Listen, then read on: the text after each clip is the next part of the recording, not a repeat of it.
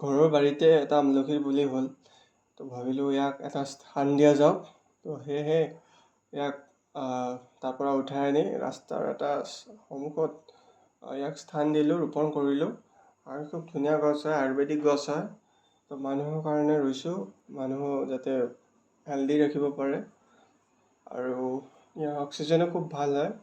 তো ভাবিলোঁ ইয়াতে ৰোপণ কৰিলোঁ আৰু ইয়াক ধুনীয়াকৈ যত্ন কৰি আছোঁ এতিয়া। আৰু আনফালে ৰুইছোঁ কামিনী কাঞ্চন। কামিনী কাঞ্চন খুব ধুনীয়া ফুল হয়, ইয়াৰ গ্ৰ'থ বঢ়িয়া আৰু ছাঁও বঢ়িয়া হয়। তো ইয়াকো ৰুইছোঁ, ৰুবলৈ 6 মাহমান হ'ল, এতিয়া ধুনীয়াকৈ গ্ৰ'থ লৈছে। আৰু আনফালে আছে কৰবী।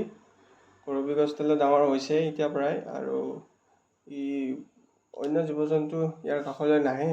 আৰু ফুলডাল খুব ধুনীয়া দেখিবলৈ আৰু খুব ধুনীয়া ছাঁও হয়। আৰু জলবায়ু পৰিৱৰ্তন বুলি ক'লে বেছি অৰিহণা দিব পৰা নাই, কিন্তু সৰুকৈ হ'লেও কিবা এটা কৰি আছোঁ। এই 3ডাল গছ 2 বছৰ ভালকৈ যত্ন কৰি ডাঙৰ কৰোঁ, তাৰপিছত আৰু নেক্সট 3 বছৰত আৰু 5ডাল গছ যত্ন কৰিব লাগিব, ৰুব লাগিব।